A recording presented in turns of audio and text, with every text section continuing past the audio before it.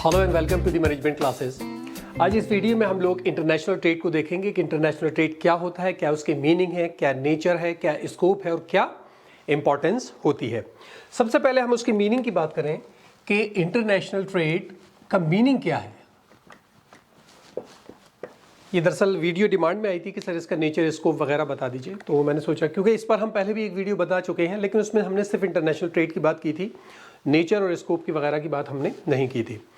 ठीक है, तो देखिए अगर मीनिंग की आप बात करिए इंटरनेशनल ट्रेड की, तो एक्सचेंज ऑफ गुड्स और services between at least to country. अगर दो कंट्री हैं, एक कंट्री ए है और एक कंट्री बी है, इन दोनों के बीच में जब गुड्स और सर्विसेज का एक्सचेंज होगा तो उसको हम इंटरनेशनल ट्रेड कहेंगे। एटलीस्ट दो कंट्री हो, होने को बहुत हो सकती हैं, 3, 4, 5, सब आपस में एक दूसरे से कर रही हैं जैसे हम लोग करते हैं, लेकिन कम से कम दो कंट्री का होना जरूरी है, तभी हम इसको इंटरनेशनल ट्रेड कहेंगे। और ये इंटरनेशनल ट्रेड होता कैसे है? एक कंट्री जो प्रोडक्ट बनाएगी, ये मैन्युफैक्चरर कंट्री है, ये जो प्रोडक्ट इसको बेचेगी, सेल करेगी, वो कहलाएगा एक्सपोर्ट। यानी ए में बना, बी में बिका, ये परचेज कर रही है, ये सेल कर रही है, ठीक है। और जब बी कंट्री कुछ बनाएगी और ए कंट्री उसको खरीदेगी, ए कंट्री उसको खरीदेगी, तो ये मैन्युफैक्चर नहीं कर रही, अब ये परचेज कर रही है, तो ये कहलाएगा, ये परचेज कर रही है और ये सेल, तो ये कहलाएगा इस कंट्री के लिए इंपोर्ट। यानी अगर हमारी कंट्री ए है, हम कुछ बनाएंगे और दूसरी कंट्री को भेजेंगे तो वो एक्सपोर्ट कहलाएगा, और जो हम दूसरी कंट्री से खरीदेंगे वो हमारा इंपोर्ट कहलाएगा। यानी ये एक सिंपल तरीके से कह लिए मेथड ऑफ इकोनॉमिक इंटरेक्शन है बिटवीन इंटरनेशनल एंटिटीज। हम किस तरह से एक कंट्री इकोनॉमिकली दूसरी कंट्री से इंटरेक्ट करती है। बहुत सारे और भी लिंकेजेस हैं जिससे कि ये कंट्रीज आपस में एक दूसरे से लिंक बनाती हैं अपने। एक तो ये एक्सपोर्ट इंपोर्ट मैंने बताया, उसके अलावा भी बहुत सारी छोटी छोटी चीजें, जैसे फॉरेन फाइनेंशियल इन्वेस्टमेंट है, फॉरेन फाइनेंशियल इन्वेस्टमेंट, ये भी एक कंट्री दूसरी कंट्री में करती है, ठीक है। मल्टीनेशनल कॉर्पोरेशंस होते हैं, मल्टीनेशनल कोऑपरेशंस, इनमें भी होता है ये सब। लगता है इसकी इंक खत्म हो गई है, तो मैं ब्लू ले लेता हूं, ब्लू में है अभी इंक, ठीक है। फॉरेन एम्प्लॉयज होते हैं,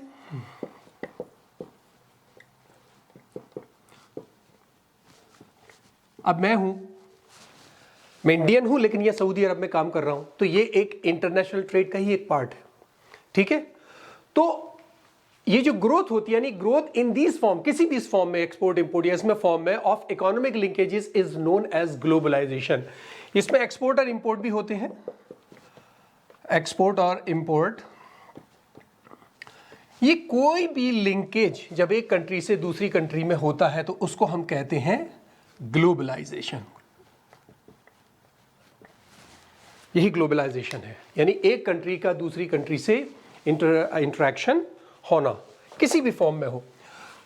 अब एक सवाल जनरली आता है अगर हम इंटरनेशनल ट्रेड की बात करें, ये तो इंटरनेशनल ट्रेड के मीनिंग हो गए कि सब कम से कम दो कंट्री आपस में कोई चीज़ बेचें, खरीदें, इन्वेस्टमेंट करें, मल्टीनेशनल कॉर्पोरेशन से एक अब कंट्री से दूसरी कंट्री में जाए, एम्प्लॉयज एक कंट्री से दूसरी कंट्री में जाए, ये एक इंटरनेशनल ट्रेड हो गया।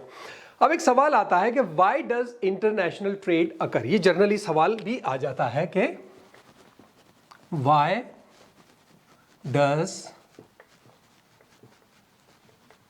इंटरनेशनल ट्रेड अकर्स, ठीक है। या इसको दूसरे वर्ड में भी कहिए तो सवाल बनता है व्हाई कंट्रीज ट्रेड, कंट्री क्यों ट्रेड करती हैं। देखिए ट्रेड करने के जो मेन ब्रॉड रीजंस होते हैं उसमें सबसे पहला है, मान लीजिए, प्रोडक्शन।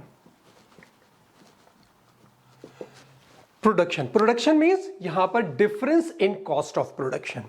एक कंट्री के अंदर कॉस्ट ऑफ प्रोडक्शन कम होती है, एक कंट्री में ज्यादा होती है। तो जिस कंट्री में कॉस्ट ऑफ प्रोडक्शन कम होती है वो उस प्रोडक्ट को प्रोड्यूस करता है, और जिन कंट्रीज में उस प्रोडक्ट की कॉस्ट ऑफ प्रोडक्शन ज्यादा आती है वहां पर सेल कर देता है। दूसरी बात होती है factors of production. Factors of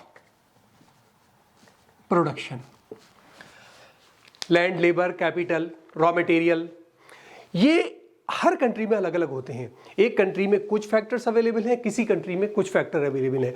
जो इनके रेट्स हैं वो अलग अलग होते हैं, प्राइस अलग अलग होते हैं, अवेलेबिलिटी अलग अलग होती है। तो जिस कंट्री में चीप है, ज्यादा है और चीप है, वो कम उसमें प्रोड्यूस कर लेगी कॉस्ट में और एक्सपोर्ट कर देगी। जिसमें ये महंगे हैं वो ना करे, वो जिसमें ये दूसरी कंट्री ज्यादा रिच है वो उसको प्रोड्यूस करे और वो दुनिया को बेचे। ठीक है। और एक simply direct cost of production होती है। डायरेक्ट कॉस्ट ऑफ प्रोडक्शन में क्या आ जाता है, यानी एक कंट्री सिर्फ उन्हीं प्रोडक्ट को प्रोड्यूस करे जिसके प्रोडक्शन में वो इफिशिएंट है। मेरे पास प्रोडक्ट ए को प्रोड्यूस करने की इफिशिएंसी है, मैं उसको कम कॉस्ट में प्रोड्यूस कर सकता हूं, तो मैं सिर्फ इसको प्रोड्यूस करूं, सारी चीजों को प्रोड्यूस ना करूं। तो जो कंट्री जिसमें इफिशिएंट है बस वो उसको करे, यानी जिस प्रोडक्ट में मैं कॉस्ट कम, मेरी कॉस्ट कम है, बस मैं उन्हीं को प्रोड्यूस करूं और दुनिया को बांटूं। हर कंट्री यही करे। एक रिसोर्स डिस्ट्रीब्यूशन भी रीजन होता है, एक रिसोर्स डिस्ट्रीब्यूशन। अब एक कंट्री एक रिसोर्स में रिच है, दूसरी कंट्री दूसरी के अंदर रिच है। किसी कंट्री में बहुत ज्यादा मैग्नीशियम है, किसी कंट्री में बहुत ज्यादा क्लोथ है, किसी कंट्री में बहुत ज्यादा ऑयल है। सबका अलग अलग है ना। तो ये unequal distribution of productive resources है। तो जिन कंट्री में जो रिसोर्सेज ज्यादा है वो उन्हीं को प्रोड्यूस करे और बाकी कंट्री को उस पर बेचे। इन्हीं के अंदर जब हम इसको स्टडी करते हैं तो ये दो ब्रॉड कंसेप्ट आते हैं जिनको हम पहले पढ़ चुके हैं। मैं यहाँ बताने वाला नहीं हूं, डिस्कस नहीं कर रहा हूं क्योंकि वीडियो जा चुकी हैं। एक होता है कंपैरेटिव एडवांटेज,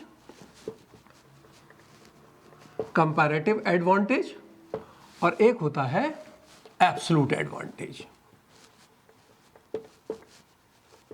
दो कंट्री के बीच में जब हम डायरेक्ट कॉस्ट में डिफरेंस करते हैं तो एब्सोल्यूट एडवांटेज कहता है, और जब दो कंट्री के बीच में हम अपॉर्चुनिटी कॉस्ट को कंपेयर करते हैं तो वो कहलाता है कंपैरेटिव एडवांटेज। ठीक है। ये एक छोटी सी आइडिया हुआ मीनिंग का कि इंटरनेशनल ट्रेड क्या होती है और क्यों कंट्रीज ट्रेड करती हैं। अब दूसरी बात आ जाती है, आखिर इसका नेचर क्या होता है, नेचर ऑफ इंटरनेशनल ट्रेड। मैं पूरा नहीं लिख रहा हूं नेचर ऑफ इंटरनेशनल ट्रेड, आप लिख लीजिएगा, आप जब लिखें एग्जाम में तो पूरा लिखिएगा। पहली बात यह है कि नेचर वर्ड का मतलब क्या होता है। जब बहुत सारी चीजों में आप देखते होंगे उसका नेचर क्या है, nature of trade, nature of employment, nature of होता है। नेचर का बेसिकली मतलब होता है किस तरह का होता है, यानी वो चीज, मैं कह रहा हूं नेचर ऑफ एम्प्लॉयमेंट, एम्प्लॉयमेंट किस तरह का है। Nature of international trade, international trade किस तरह की है। तो जब हम इंटरनेशनल ट्रेड के नेचर की बात करते हैं तो सबसे पहली जो बात आती है, हम ये मान के चलते हैं कि ये बहुत ज्यादा कॉम्प्लेक्स है, बहुत इजी नहीं बताने, क्योंकि सारी कंट्री बहुत कुछ प्रोड्यूस कर रही हैं और कुछ ना कुछ बेच रही हैं, और इसका नेचर एवर चेंजिंग है।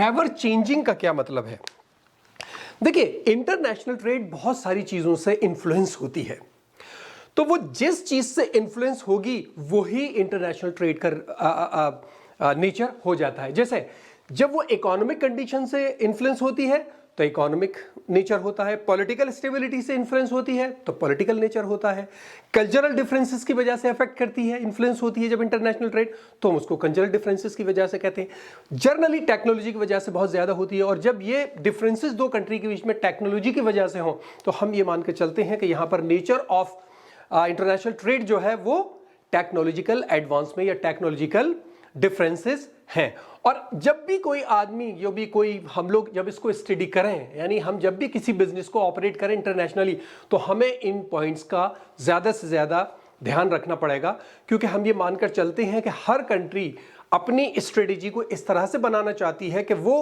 उन फैक्टर्स को इजीली अडॉप्ट कर सके। ठीक है, ये छोटा सा आइडिया हुआ नेचर का।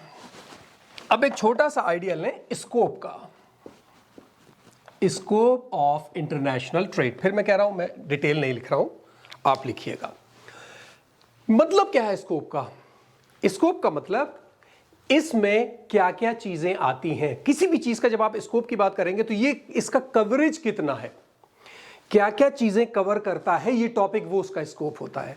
तो इसको मान के चलिए हमारा जो इंटरनेशनल ट्रेड का स्कोप होता है ये बहुत ज्यादा वास्ट है। इसमें हम बहुत सारी चीजें इंक्लूड कर लेते हैं, बहुत सारी अलग अलग एक्टिविटीज को ये अपने साथ लेके चलता है। जैसे एक एक करके लीजिए, export and import of goods and services.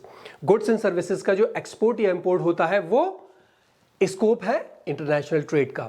Licensing, एक कंट्री दूसरी कंट्री में काम करने के लिए लाइसेंस लेती है, इंटरनेशनल ट्रेड का स्कोप में आता है। फ्रेंचाइजिंग प्रोडक्ट और फ्रेंचाइजिंग ब्रांड्स, आप किसी भी कंट्री की लेवाइस की या किसी भी मैकडोनल्ड की या किसी की भी जब आप वो लेंगे फ्रेंचाइजी लेंगे तो आप इंटरनेशनल से जब आप कोई फ्रेंचाइजी ले रहे हैं तो वो इंटरनेशनल ट्रेड के अंदर आ जाता है। या फिर छोटी चीजें हैं, मूविंग ऑफ कैपिटल, कैपिटल एक कंट्री से दूसरी जगह जा रहा है, टेक्नोलॉजी एक कंट्री से दूसरी जगह जा रही है, पीपल हैं, एम्प्लॉयज हैं जो एक कंट्री से दूसरी तरफ जा रहे हैं, ये सारे के सारे इंटरनेशनल ट्रेड के स्कोप में आ जाते हैं। और ग्लोबलाइजेशन इन सारी चीजों के जरिए हमें न्यू मार्केट्स को ढूंढने में मदद करता है। यानी यहां ग्लोबलाइजेशन है, सारी कंट्री एक दूसरे की जानती हैं, तो मैं यहां बैठे बैठे अमेरिका की मार्केट को एक्सप्लोर कर सकता हूं कि मेरा प्रोडक्ट कहां बिकेगा कहां नहीं बिकेगा। और इसी वजह से आप देखिए कि इंटरनेशनल बिजनेस एक्सपर्टाइज की डिमांड आजकल बहुत बढ़ रही है। सारी कंट्रीज चाह रही हैं कि हमारे पास कोई ऐसा एक्सपर्ट आदमी आए जो इंटरनेशनल ट्रेड में बहुत ज्यादा एक्सपीरियंस रखता हो, ताकि हम अपने बिजनेस को अराउंड द वर्ल्ड फैला सकें। ठीक है, अब ऐसे ही थोड़े से वर्ड्स में हम इसकी इंपॉर्टेंस देख लें। इंपॉर्टेंस क्या होती है इंटरनेशनल ट्रेड की? ठीक है, देखिए इंटरनेशनल ट्रेड सबसे पहले हम मानते हैं कि कुछ चीजों के लिए रेस्पॉन्सिबल है। हम कहते हैं कि इंटरनेशनल ट्रेड के जरिए ही वो चीजें इंप्रूव होती हैं। जैसे living standard, standard of living उन कंट्रीज का ज्यादा अच्छा होता है जहां पर इंटरनेशनल ट्रेड ज्यादा होता है बनिस्बत उन कंट्री के जहां इंटरनेशनल ट्रेड नहीं। उसका एक रीजन ये भी समझ लीजिए, एक इसी के रीजन आएगा, consumer enjoy different kind of goods. जिन कंट्रीज के अंदर इंटरनेशनल ट्रेड होता है वहां के पीपल को, वहां के कंज्यूमर को वैरायटी ऑफ गुड्स मिलते हैं, है ना। और जो इंटरनेशनल ट्रेड नहीं करता उनके पास से वही गुड्स हैं जो वो खुद प्रोड्यूस करेंगे। ठीक है, तीसरी बात, एम्प्लॉयमेंट क्रिएट करता है। इंटरनेशनल ट्रेड एम्प्लॉयमेंट को क्रिएट करता है। यानी आप पहले अपनी कंट्री के लिए प्रोड्यूस कर रहे थे, अब आप दूसरी कंट्री के लिए भी प्रोड्यूस कर रहे हैं, तो आपका प्रोडक्शन ज्यादा हो जाएगा ना। जब प्रोडक्शन ज्यादा होगा तो आपकी रिक्वायरमेंट ज्यादा होगी एम्प्लॉयमेंट की, आप ज्यादा लोगों को एम्प्लॉय करेंगे, उससे फिर आगे आपके लोगों को एम्प्लॉयमेंट मिलेगा और उनका स्टैंडर्ड ऑफ लिविंग ऊंचा हो जाएगा। ठीक है, कुछ और फैक्टर हैं, इंपॉर्टेंट फैक्टर हैं जिनसे जो इन्फ्लुएंस होते हैं इंटरनेशनल ट्रेड से, या जो बताते हैं कि इंटरनेशनल ट्रेड कितनी इंपॉर्टेंस है। यानी जैसे आप एग्जांपल लीजिए, utilisation of raw material, utilisation of raw material होता क्या है, कुछ कंट्री के अंदर कुछ रिसोर्सेज होती हैं, किसी में, यानी सारी कंट्री किसी न किसी चीज से ब्लेसेड होती हैं। जैसे कतर के अंदर ऑयल है, आइलैंड के अंदर मेटल है, फिशेज हैं, इंडिया के अंदर कपड़ा ज्यादा होता है। ठीक है, अब मान लीजिए मैं एग्जाम्पल ले रहा हूं मैं कि मेरी कंट्री के अंदर इंडिया में कपड़ा बहुत ज्यादा हो रहा है, इतना ज्यादा हो रहा है कपड़ा कि मैं अपनी पूरी कंट्री के लोगों में भी कपड़ा बांट दूं तब भी वो बच रहा है, तो वो रिसोर्सेज यूज नहीं हो रही। इंटरनेशनल ट्रेड वो बची हुई रिसोर्सेज को जो आइडल पड़ी हुई हैं वो मुझे मौका देगा कि मैं दूसरी कंट्री में जाकर उसको बेचूं। यानी हम रिसोर्सेज को पूरी तरह से यूटिलाइज कर पाते हैं इंटरनेशनल ट्रेड के जरिए। विदाउट इंटरनेशनल ट्रेड जिसमें हम रिच हैं वो कुछ रिसोर्सेज हमारी आइडल पड़ी रहेंगी। दूसरी बात, greater choice of consumers, greater choice of consumer. अब मेरे पास अब मैं यहाँ सऊदी अरब के अगर मार्केट का एग्जांपल आपको दूं तो हम लोग यहाँ हाइपर मार्केट में जाते हैं। अब एप्पल्स रखे हैं, सेब रखे हैं, चाइना के सेब, इंडिया के सेब, फ्रांस के सेब, बहुत सारी अलग अलग कंट्रीज के सेब रखो। जो भी चीज़ आप लीजिए वो कम से कम नहीं है तो 3 से 4 कंट्रीज की अलग अलग रखी होगी। ठीक है, होता क्या है इसमें, हर कंट्री अपनी किसी चीज में स्पेशलाइज होती है और वो इकोनॉमी ऑफ स्केल को फॉलो करती है, यानी उसको इकोनॉमीज ऑफ स्केल मिल जाता है जिससे वो ग्रेटर इफिशिएंट होती है उसी प्रोडक्ट को प्रोड्यूस करने में और दूसरी कंट्रीज में भेजती है। तो जो चॉइस है कंज्यूमर के पास वो ज्यादा हो जाती है और global growth and economic development होता है इससे। Global growth and economic development, जाहिर है जब हम जितनी चीजें हम पढ़ रहे हैं, अगर हम ये सारी चीजें फायदा हो रहा है तो ग्लोबली डेवलपमेंट होगा, और जाहिर है जब ग्लोबली डेवलपमेंट होगा तो पॉवर्टी के अंदर रिडक्शन तो आएगा ही आएगा। तो ये सारी इंपॉर्टेंट चीजें हैं जिससे हमारी कंट्रीज पूरे वर्ल्ड इंटरनेशनल ट्रेड से फायदा उठाती है। ठीक है, तो मैंने बहुत शॉर्ट में छोटी छोटी चीजें हैं, सब सिर्फ मैं क्योंकि डिमांड पर था तो मैं सिर्फ एक कंसेप्ट क्लियर करना चाह रहा था कि इंटरनेशनल ट्रेड क्या होता है, उसकी इंपॉर्टेंस क्या है, उसका स्कोप क्या है और उसका नेचर क्या है। ठीक है, तो मुझे उम्मीद है समझ में आया होगा, कोई प्रॉब्लम नहीं है इसके अंदर। फिर भी अगर कोई प्रॉब्लम हो तो मुझे कमेंट बॉक्स में जरूर बताइएगा। इस वीडियो में इतना ही। Thank you so much.